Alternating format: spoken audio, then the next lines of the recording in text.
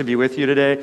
So Kevin mentioned, so we've known each other quite a while, way back in the day. I pastored at a little church here in town, and there was one summer where we did a sermon series in the month of July on Isaiah 61. The Spirit of the Lord is on me to proclaim good news to the poor, and on and on and on and on. And so what we did is I actually brought 4 different people in to preach that month, people who were living out Isaiah 61, and Kevin was one of those individuals. And so it is. I didn't even think about that until you mentioned it, that this is kind of full circle. So that's a lot of fun. Kevin didn't mention we have spent a lot of time watching Little League baseball together. So you can say that Kevin and I have toiled together in life. And I just want to say I love your pastor. And one of the things that I love about your pastor is that he's the real deal. He's authentic. What you see on the platform, what you see out in the foyer, what you see out in the community, what you see on the Little League field is you see the same person. And that means a lot. And so you've got a good leader. I didn't think about this until I was sitting in here during worship. I understand you guys have been in this facility for about a year, and I believe that place matters. I believe that there's significance to place, and I didn't make the connection when I knew that I was going to be coming here to preach that this place actually has a significant role in my life. When I was in high school, I attended a couple of services here. I never actually attended the church, and I couldn't even tell you what church was meeting in the building at the time. But I attended a couple of services here because of a girl. I don't know what happened to that girl. That is not the girl in my life now. But it was in this place that in a service, I'd been saved as a child, but it was in this place that I experienced really my first experience of the infilling of the Holy Spirit. And so this place has meaning to me, and so thank you for continuing just the legacy of this place and this corner in our community and being the light of the kingdom in this place. And so I'm honored to be here today to share with you just a little bit about the Union Gospel Mission, and I'm sure that many of you have familiarity to the mission here in our community. So as Kevin mentioned a couple of years ago, my family moved back from Whitefish, Montana, really not knowing what God was inviting us into. God very clearly led us away from Whitefish and essentially just kind of made it clear that He had something new for us, but we didn't know what that was. We kind of threw a dart at the map, trying to discern where do we want to go. Like we felt like we had an open slate. We decided to come back to Yakima predominantly because at the time my mom was really sick, and so it made sense to just come back and be close to mom and to be able to help out. And after coming back to Yakima and being here for a few months, I got a call from a friend who worked at the mission and shared with me about a job that they had just posted and heard that I was back in town and thought that this might be a good fit. And so I've been at the mission now for about 2.5 years. My role has changed a little bit, and my role now is I'm the Director of Recovery Services, so you'll hear a little bit about that, but we have a long-term residential recovery program for men and women, and I give some oversight and leadership to those programs. And I will tell you that I have the greatest job in the world. I absolutely love what I do. It's not easy. It's extremely hard, but I've got the greatest job in the world. The Union Gospel Mission is the largest homeless shelter in Yakima County. We, on average, house about 145 people a night. Our mission is following Christ in helping people move from homelessness to wholeness. We are not simply looking to house people. We're not simply looking to provide a meal, but I would say that we're not just a homeless shelter, but ultimately our mission is to move people out of homelessness and into a life of wholeness, or a phrase that I would use is holistic health. I believe that the salvation that Christ offers is not just a ticket that we get to punch so that someday we can go to heaven, but that Jesus is actually interested in all aspects of our life, our physical bodies, our finances, our emotions, our mental health, all of it. He wants to save all of that, and I believe that Jesus' salvation is a holistic salvation. And so as a result, our mission is really we want to help people move to that place, a place of wholeness. And the way that we represent that, the way that we look at that is what we call the 5-space model. And the five-space model is literally places, like physical spaces, that we want to help people move through, ultimately to a place of wholeness. And all through that five-space model, the common thread through the five-space model is relationship. Relationships of hope, relationships of love, relationships of grace and mercy. It's all baked in relationship. And I think that there's a story in the Gospels that I think really gives us a good picture of this idea of moving from homelessness to wholeness and what can happen when that happens. And I think that this story also really gives us a good picture of the five spaces. And so I want to use this story to kind of introduce the five-space model to you. And the story is found in the Gospel of Mark in chapter 5. So Jesus has been teaching. He's been walking through a series of parables, and then he's been breaking away with his disciples to explain it to them because they weren't getting it. And in the course of that, all of a sudden, Jesus makes the statement, let's go to the other side of the lake. We're going to go to the other side of the lake. That's towards the end of chapter 4. And when Jesus says that, when Jesus says, let's go to the other side of the lake, the thing that we need to understand about the geography of that is that it was literally going to the other side of the tracks. So where Jesus lived and where his disciples were ministering at the time in the town of Capernaum was on the west coast of the Sea of Galilee. To go to the other side of the lake is to go to pagan territory. That is leaving Israel, that is leaving what is familiar, that is leaving what is safe and comfortable, going to the place that is pagan, that is Roman. It was like literally a place that is like as a good Jewish boy or girl, your parents would say, you don't go to the other side of the lake. You don't go to that place, right? And Jesus is saying, let's go to the other side of the lake. Let's go to that place that you've been told you shouldn't go to. This is really, when we talk about the five-space model, this is really space one. The way we articulate space one is that space one is the street. That's where we first engage people. Is individuals who are living in street homelessness, whether they're down on Natchez Avenue, whether they're down at the river, whether they're behind a store somewhere, regardless of where they're at.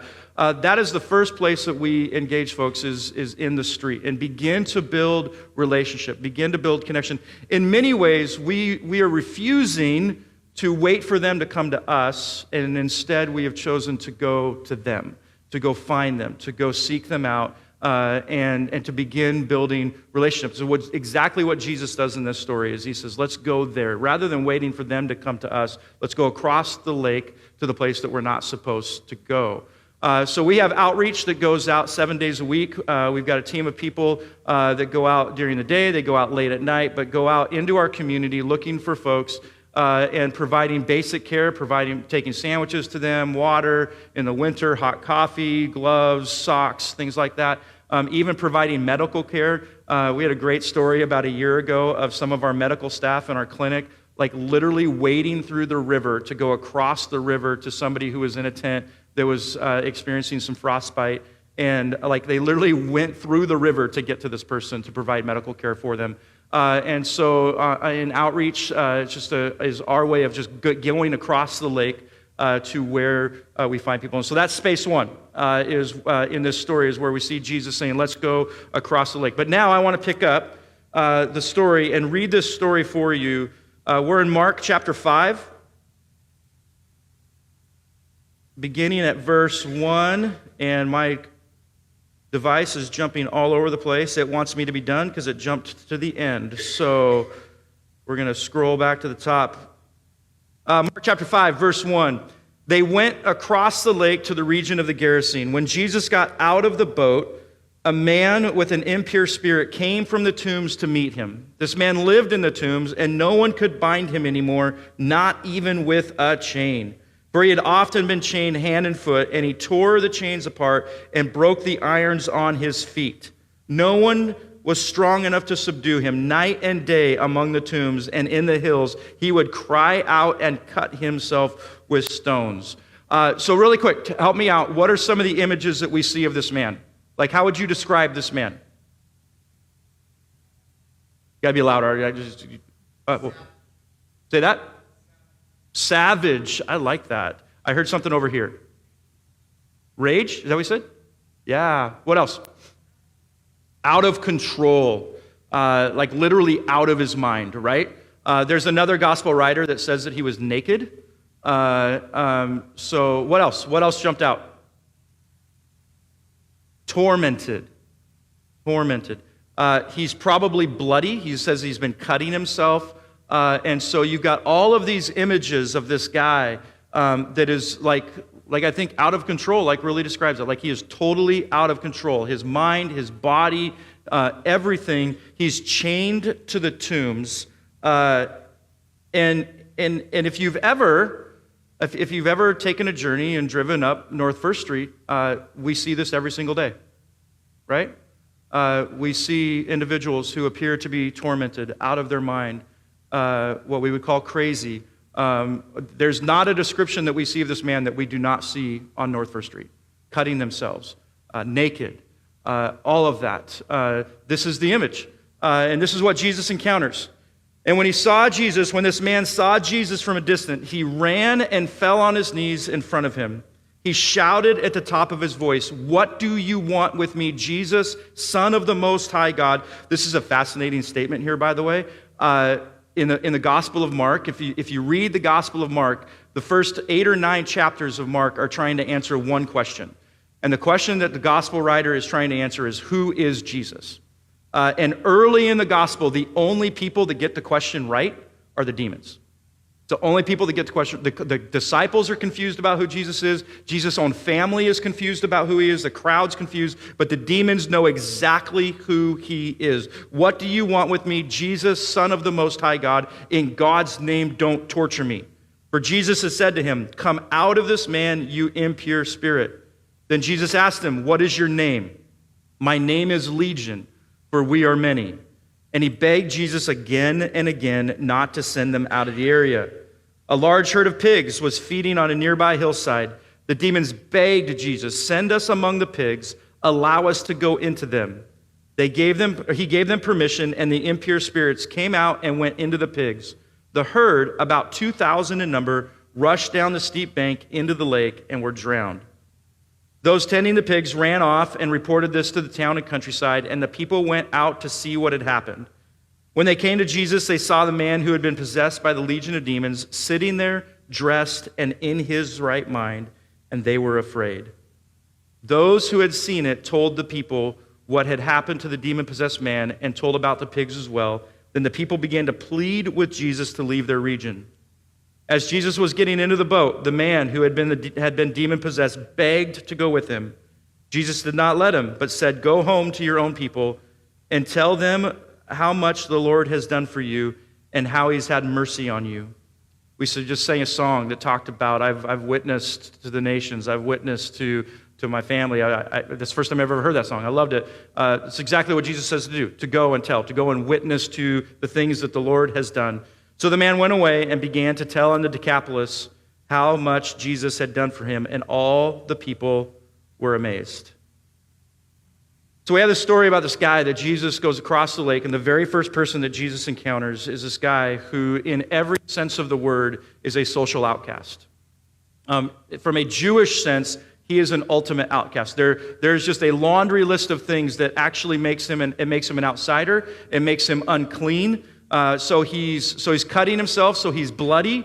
And we know from Levitical law that coming into contact with blood makes you unclean, meaning that you have to go through mikvah before you can return to synagogue or participate in the sacrificial system. He's naked. For Jews to be seen naked and to see nakedness was extremely offensive. Like in contrast to the Greek world where they celebrated that, in the Jewish context, extremely offensive to be seen or to see nakedness. And yet this is how Jesus finds this man. He's living among the tombs. What are in tombs?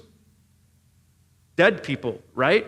Again, another thing that would make you unclean, that to come in contact with death would make you unclean. This guy is literally the ultimate Jewish outcast in every sense of the word. He's also a Roman outcast. He's living on the edge of society. He's been banished from his own community, his own family, his own people have pushed him to the edge of society, and they've chained him to the tombs because they want nothing to do with the guy.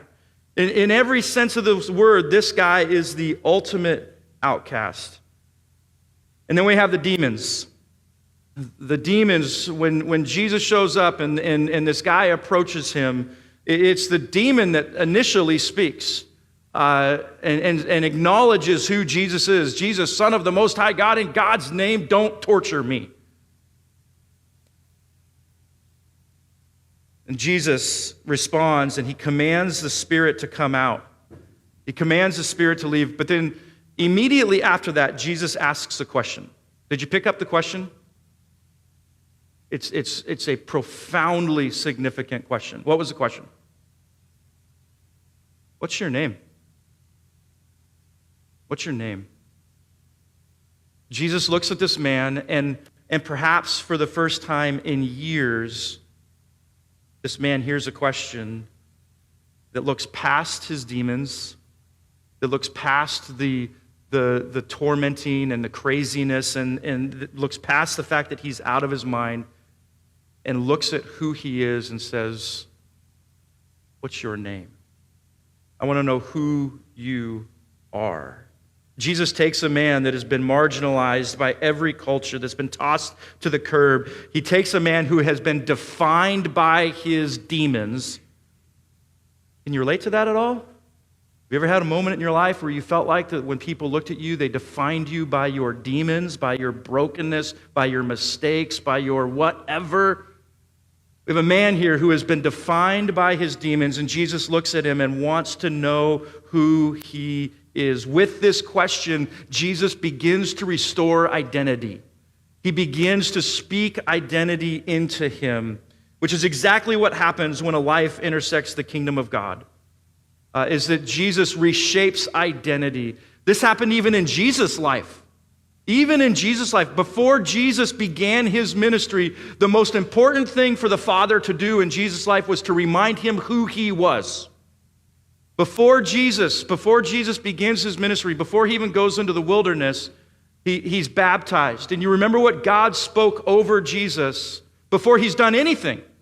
He hasn't healed anybody. He hasn't performed any miracles. He hasn't done a thing. And before Jesus begins his ministry, the way that his Father commissions him for ministry is by reminding him of who he is. He speaks to his identity. And when Jesus is baptized and comes up out of the water, his Father speaks and says, "This is my Son, whom I love and with whom I am well pleased." Before anything else, more important than anything else, Jesus, you are my Son. And Jesus, just like his Father did with him, Jesus begins to restore identity by simply asking a little question. This is what I would say is in many ways like Space 2 for us. Space 2 is the physical space of our adult shelters. So we have an adult emergency shelter where men and women can come and get housing overnight, can get a bed, can get 3 meals a day, can get a shower, and all of that kind of stuff. We have a low barrier shelter, meaning that as long as you can be safe, and as long as you do not bring stuff onto our campus that does not need to be on our campus, then you're welcome here. And we will serve you. There's really very little requirement. And that's the place where, in many ways, we really want to begin building that relationship, getting to know someone, knowing their name, beginning to learn who they are, beginning to learn their story, beginning to understand the person, not by their demons, not by what we see on the street, not by even what we see in how they're dressed or in the way they look, but really beginning to understand who this individual is, so that we can slowly begin building relationships of trust, that they would know that they are loved, that they would know that they are cared for, in the hopes that because they know they're loved and cared for, that they would have the courage to take the next step to move into Space 3, which we'll talk about in a minute. But Space 2 is really about that. I think it could be defined by the question that Jesus asks this man, "What is your name?" But it's the demon that responds. And the demon responds and says, "My name is Legion, for we are many." I wish we had time to unpack this. There's actually all sorts of political undertones here. Legion is a military term. Roman legion was a legion, a large group of soldiers. The legion that occupied this area at the time was the 10th Legion of Rome. Every legion in Rome had a symbol that characterized their legion, and it would be on their shields, and they would carry things with this symbol on it. Any guesses what the symbol of the 10th Legion of Rome was? Any guesses? It was a boar, a pig, which might come up later in the story. There's all sorts of political things, political undertones that are happening in this story. And the legion asked Jesus, begs Jesus, don't send us out of the area. In fact, will you just send us into that herd of pigs? And so Jesus grants the request, and the demons go into a herd of pigs and then run and take a swan dive off of a cliff into the lake, and it kills the pigs, which we can imagine 2,000 pigs would be a significant hit to the economy. It would be a significant hit to just that local community. Another thing is, again, this is another image of unclean. And in the Levitical law, pigs were unclean. And so we still have some of those undertones that are happening here. And as a result, when the pigs take the swan dive off of the cliff, immediately the people tending the pigs they run to the town and say, "Dear God, all of the pigs are dead, they're gone." And so the people come running to find out what happened. And this is kind of the turning point in the story. This is where transformation happens. And this is where we talk about space 3. The people came and they found the man, and this is one of my most favorite scriptures in all of the Bible, is that when the people came, they found the man sitting down, clothed, and in his right mind. Like if there's not a scripture that sums up the gospel better than that one. He's sitting down, maybe for the first time in years. Here you have this guy who was freaking out, chained to tombs, out of his mind, tormented, savage, all of those images. And now he's sitting down. He's calm. He's settled. He's clothed. Jesus has restored his dignity. Jesus has covered his shame. He's clothed, and he's in his right mind. He's settled. He's thinking clearly.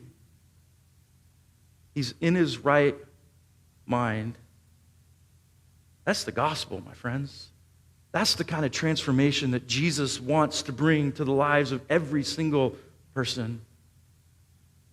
This is what we would refer to as space 3. Space 3 we define as change. And there's actually some physical spaces at the mission where this happens. And this is our program space. When people are in the adult shelter, and as we begin to build relationships with them and begin to just encourage and invite them to think about the possibility of something different, the possibility of change. When a person decides to take that step, decides to risk it, decides to have the courage to make an attempt to change, we have an opportunity for them to come and join a long-term program. So we have a residential program that's 12 to 18 months long.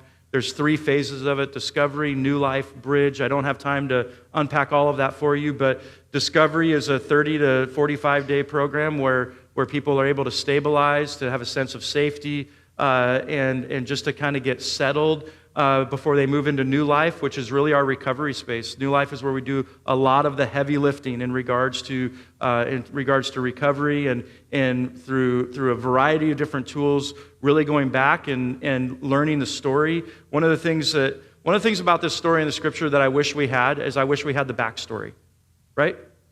I wish we had the backstory of this man who was chained to the tombs. Like, what led to him getting there? What led to this moment where he's crazy and out of his mind and demon-possessed and all of those things? Because here's what I will tell you, is that every single person has a story. Every single person has a story, and some of those stories are beautiful, and they're challenging. They're full of beauty and sorrow and grief and all sorts of stuff. And part of what we do in New Life is we unpack those stories, and and even try to help reframe them and go through processes of restoration and forgiveness and repentance and all kinds of stuff. And really believing that what we're after is, and here's what I tell our folks all the time. Our goal in recovery is not sobriety. Sobriety is a byproduct of our goal. Our goal is redemption, to be redeemed back to the person that God created us to be. That person that is at the core of who we are. At the core of who we are is the fingerprint of God. And so returning to that place, rediscovering that person that God created us to be. And then Bridge is the third phase of program where we start looking at the next steps of moving out and moving on, looking at employment and education and housing and all of that kind of stuff. And so this is really what we call our change space. This is where we see transformation happen, where really it's the work of Jesus. It's the work of Christ, as we see in this story. Here's what I'll tell you. We kind of get this sense in this story that this guy's transformation was like that. I wish that all stories were like that. I wish it happened like that all the time. But it does happen. Change does happen, and we see it in the life of this man. And as a result, naturally, this man turns and asks Jesus a question. Jesus and his disciples are getting back into the boat. The townspeople are frustrated with him. They want Jesus to leave. Isn't it fascinating? Isn't it fascinating that the townspeople come and they see this life completely transformed, and yet their response is they're afraid? This man they were more afraid of the man sitting down, clothed and in his right mind, than they were the man that was chained to the tomb. And I think part of the reason is because now all their pigs are gone. And they've seen something that they don't understand. And we understand that over there. We understand the guy chained to the tomb. We don't understand what happened here, and they were afraid. And so Jesus and his disciples begin to load up back on the boat, and they're going to head back to the other side of the lake. And naturally, what does this guy want to do? What did he ask Jesus? Can I go with you? Right? These people have rejected me. These people don't want anything to do with me. These people chained me to the tombs, and I'm pretty sure that these people aren't going to like me a whole lot because I'm kind of the reason why all their pigs are dead. Can I go with you? And what's Jesus tell him? Jesus says, nope. I want you to go back home, and I want you to tell the story. I want you to tell the story of what the Lord has done for you. How has the Lord shown you mercy? Jesus sends him back. And this really is space 4. So space 4 is what we call marketplace. We call market. It's the space where we help our folks begin to re-engage their community through employment, through housing, through a variety of different things, but where people begin to return to the community.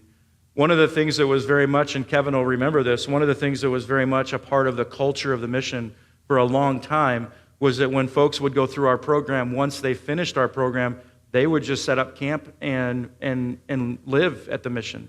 And they just became what we call live-in volunteers. And we had people that literally had lived at the mission for 20 years. And here's what I'll tell you. That is not wholeness. That's not wholeness. We are doing a disservice if that's what we end up doing. And so just like Jesus said to this man, nope, you need to go back to your community. You need to go back to your family. You need to go back and tell what the Lord has done. Ultimately, our goal for our folks, for our guests, is to go. Return to your community, to return to wherever it is you need to return to. Re-engage the marketplace, re-engage community, re-engage your family.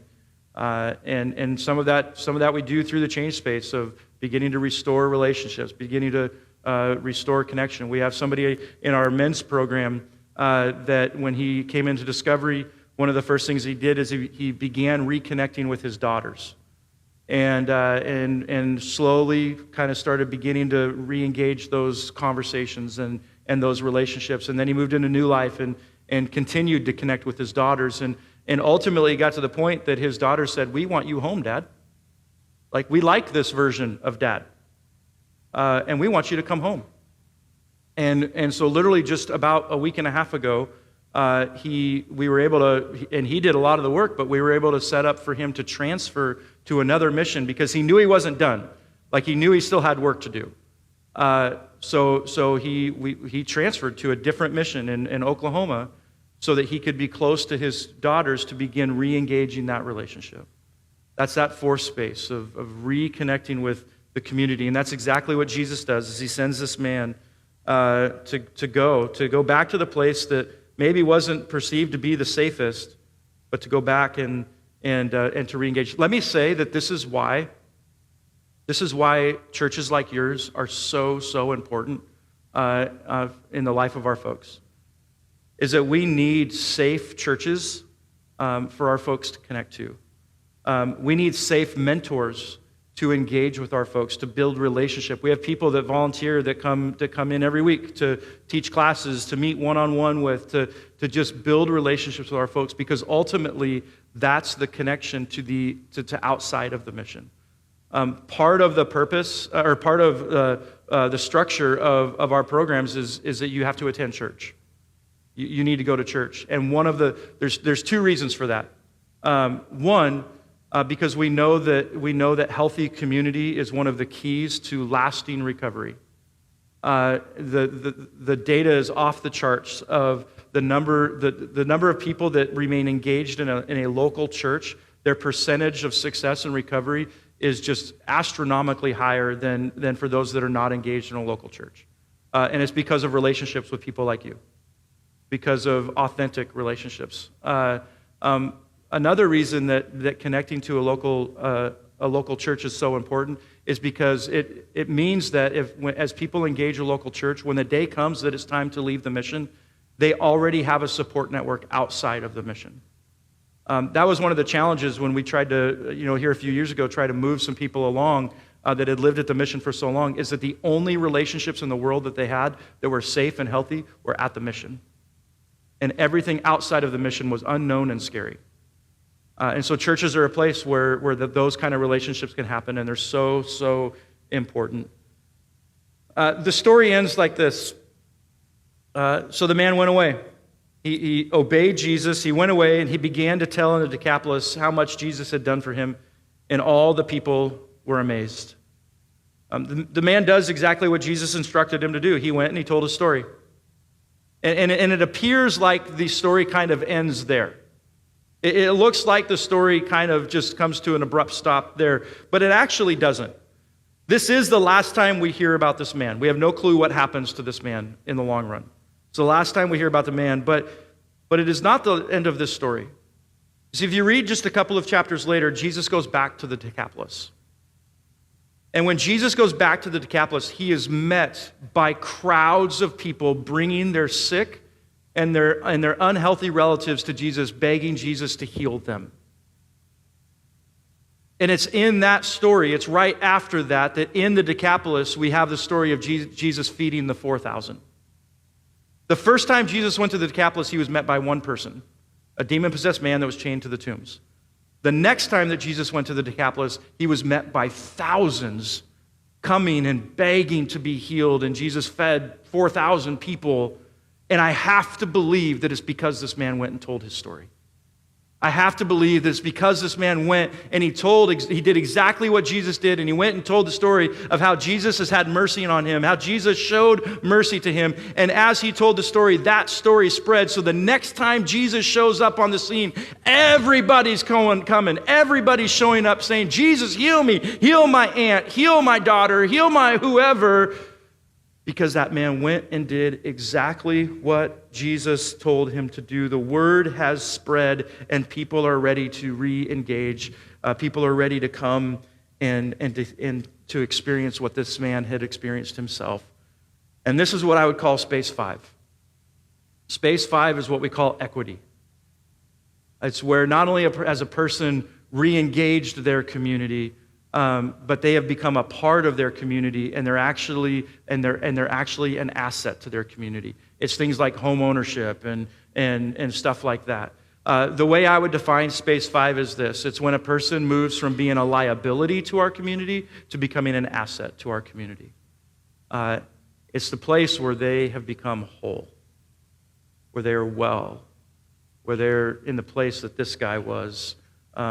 That is our goal. That is our desire. That is what we long to see happen at YUGM.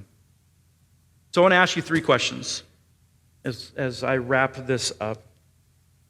And the first question is this, what's the other side of the lake that Jesus may be inviting you to? What's your other side of the lake?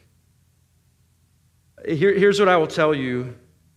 Any gospel that does not include the other side of the lake, any gospel that doesn't call us away from what is comfortable, what is safe, what is familiar, is not the gospel of Christ. The gospel of Jesus is a gospel that takes us to the places that are like the other side of the lake. So what's your other side of the lake? Maybe it's just simply your neighbor. Maybe it's just simply the person who lives next door to you that God is inviting you and compelling you to begin building a relationship with. By simply maybe just starting by asking, what's your name? Maybe the other side of the lake is the school that's in your neighborhood. Maybe the other side of the lake is that family member that you've been at odds with, and Jesus may be inviting you to go to the other side of the lake and re-engage that relationship. Maybe the other side of the lake is going to a place like the Mission and saying, how can I help? How can I volunteer? Maybe the other side of the lake is going to a place like the Mission and saying, maybe God's calling me to work at a place like this. Maybe I need to give my life to something like this. What's your other side of the lake that Jesus is inviting you to? The second question I would ask you is, in what ways has God shown you mercy? We sang this morning about witnessing to the things that God has done. This guy had a pretty profound moment where he got to go and he got to tell people, man, I was bloody, I was naked, I was out of my mind, I was all of these things, and this guy showed up and he restored me, he healed me, all of a sudden I was sitting down and I was clothed and I was thinking clearly. What's your story? How has the Lord shown mercy to you? I think sometimes, especially, I accepted Jesus when I was 4 years old. I've probably been to church on Sunday mornings 97% of my life. I've lived this life my entire life. And sometimes it's really easy to just get stuck in the motions. To just get stuck in the whatever. And there are times that I need to stop and I need to remind myself of the ways that the Lord has shown me mercy. Of the things that God has done in my story, in my life. The profound things. The way that He's looked past my demons and shown me mercy. How has God shown you mercy today? And then my last question for you, and maybe this kind of ties in even to question number 1, but my last question for you is, what does it look like for you to go home and to share how the Lord has shown you mercy? Jesus sent this man home. Go back to your community and tell how the Lord has shown you mercy. What does it look like for you to go and to tell that story of how God has shown you mercy, of how God has taken, in whatever way that you were chained to the tombs, in whatever way you were out of your mind, in whatever way that you were naked and broken and whatever, what does it mean for you to go and share that story? And maybe the question you need to just ask Jesus today is, who today needs to hear that story? Who in my life needs to hear the story of how the Lord has shown me mercy? Will you pray with me?